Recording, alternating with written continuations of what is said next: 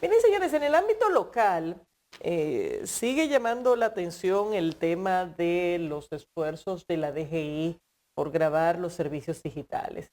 Fíjense que esto empezó primero como un supuesto interés de solamente grabar el tema de los Airbnb, que son los alquileres de corto plazo, y que básicamente pues se trata de un servicio donde la plataforma pone en contacto a personas que lo quieran alquilar con propietarios de inmuebles, sobre todo en zonas turísticas, que pueden hacer arrendamientos de corto plazo, 1, 2, 3 días, una semana, hasta 2 semanas, quién sabe, cualquier cantidad de días, pero básicamente tiene vocación a ser estadías de corto plazo. Resulta que en realidad no se trata solamente de regular en cierta medida este tipo de alquileres a corto plazo por la plataforma de Airbnb, sino que lo que se está es trabajando nuevamente en un ITEVIS especial a los servicios digitales. Algo que ya el gobierno abandonó en una ocasión anterior cuando el presidente de la República echó atrás esa iniciativa de grabar los servicios. Pero estaba en ese proyecto.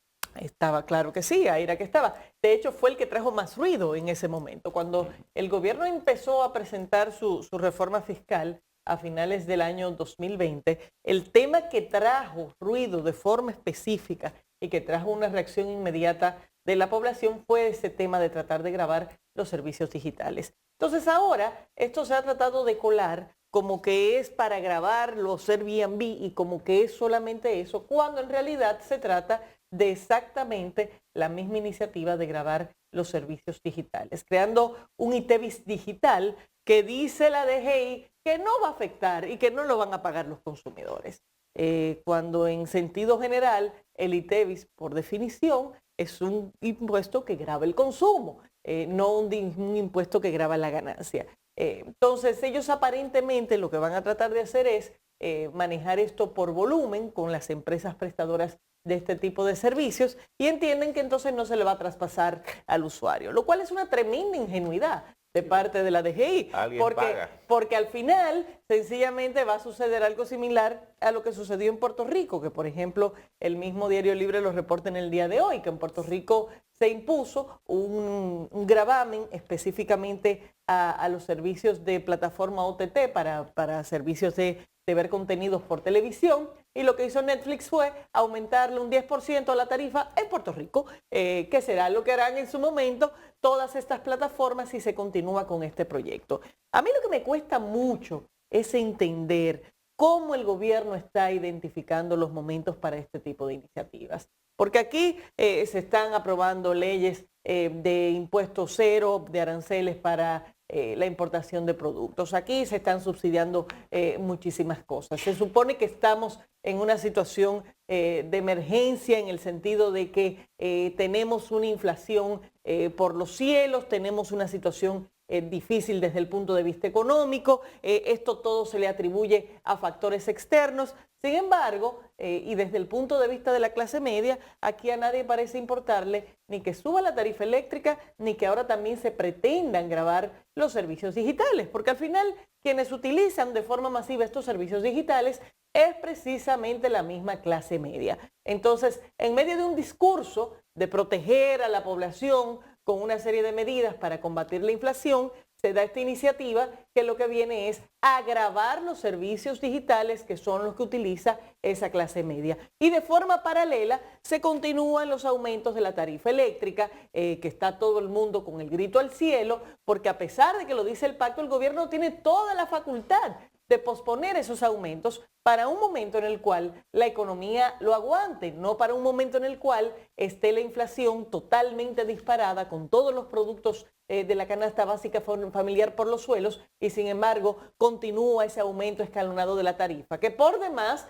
se supone que el último fue de un 9%, pero se han visto muchísimas facturas que sencillamente aparecen duplicadas y donde el 9% no es en absoluto lo que se presenta. Bueno, el mismo Caminero me comentaba ayer que la de él es uno de esos casos donde de repente le aparece la factura con más de un 150% de aumento y lo que se dice que aumenta es un 9%. Entonces, aquí no puede ser que el país esté en emergencia y tomando medidas solamente, por un lado, para los sectores de menor ingresos o para algunos sectores en particular. La clase media tiene que dejar de ser pisoteada en este país. Aquí el gobierno quiere salir a recoger impuestos o a recoger recaudaciones de algún tipo y donde sale a buscarlos es en la clase media. Esa misma clase media que es la que tiene que pagar colegios privados porque no puede usar el sistema público, seguridad privada porque no puede confiar en el aparato del Estado, que no tienen ningún tipo de facilidad para vivienda, que son los que pagan impuestos sobre la renta porque aquí los ricos se llevan sus ingresos a fideicomisos y a paraísos fiscales y los que no son ricos tienen que pagar impuestos sobre la renta aquí. Entonces es cada vez aplastando más esa clase media, por demás rompiendo el compromiso que hizo el gobierno de que aquí no se iba a hacer una reforma fiscal adelantada. Entonces se ha querido disfrazar esta iniciativa de regular los Airbnb cuando es exactamente el mismo proyecto de gravar los servicios digitales que se tenía al inicio del gobierno. Eso tiene, y bueno, a la clase media le guardan en la yugular también la extinción de dominio. Por supuesto. Esos son los que compran apartamentos. Así claro. Que posiblemente esos son los que se van a ver entre las patas de los caballos, diciéndole su apartamento. Aquí el derecho queda cogido porque ya no va a haber derecho de propiedad. Segundo, va a haber que demostrar una presunción de derecho de propiedad. Segundo, este caso de grabar los servicios digitales no solo se encontró con el choque de rechazo que tuvo la opinión pública nacional, sino que se enfrentó también a un tema que no quedó del todo esclarecido, que era una cuestión que afectaba el Tratado de Libre Comercio con Estados Unidos y Centroamérica, el TLC. Sí, el DERECAT. El DERECAT. De manera que ese es un tema porque en esos acuerdos esas cuestiones están consideradas las compras libres de la Internet, y todo el mundo sabe que la mayoría de los servicios que se compran por Internet normalmente provienen de los Estados Unidos. De manera que habría que ver si hay una reacción nueva ante esta reincorporación, porque ese proyecto lo que se está haciendo es retomándose. Y obviamente yo creo que la gente está lo suficientemente esquiva con todo esto como para decirle que no va a pagar. Es decir, alguien paga, de que tú cobres impuestos, alguien paga. Y ningún empresario que no sea de pago de impuestos a la rentabilidad, es decir, a lo que él se gana, él no va a asumir un costo de su público, le va a subir el costo de su público, por la vía que sea. Él va a tratar de transferir ese costo al consumidor. No va a tratar, lo van a transferir. Es decir, no hay manera. Mira, porque es tan sencillo como diferenciar la tarifa para el territorio dominicano. Entonces, claro, no tiene que ser grabado servicio a servicio. Sencillamente se graba con el impuesto, se sube la tarifa y entonces ahí es más alto. Y para que estemos claros, esto no es solamente Airbnb, que es lo que el gobierno ha pretendido pasar por debajo de la mesa. Esto es Airbnb, esto implica también plataformas como Netflix, Disney Plus, implica Amazon, implica Google, Uber, Spotify. Todos los servicios digitales quedarían grabados por esta iniciativa del gobierno. Pero fíjense ahí le están mintiendo. Hay otra cuestión. En el sistema turístico, los hoteles tienen exoneración de todo. De todo. De todo, sí. Entonces, mire, si yo tengo un departamento y lo alquilo, entonces yo pago los impuestos.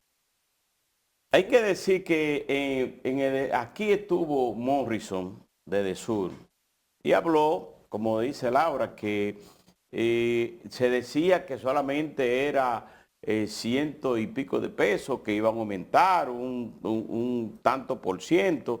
Lo que yo no entiendo es cómo de 4,000 suben tarifa a 11,000 pesos. Yo no sé las redes, en qué... Las redes están llenas de gente, pero no es el caso de su factura. Sí, es el caso de miles y miles de ciudadanos dominicanos que están irritados por estos constantes aumentos. Por eso es que yo le hago un llamado al presidente Luis Abinader para que esta aplicación de ese desmonte, de ese subsidio, que estaba en el 2018 y se firmó para el 2020, pero su aplicación, nadie, eso venía desde el 2014, 2015, 2016, en el 2018. El PRM se oponía a firmar ese proyecto o ese pacto fiscal. En el 2020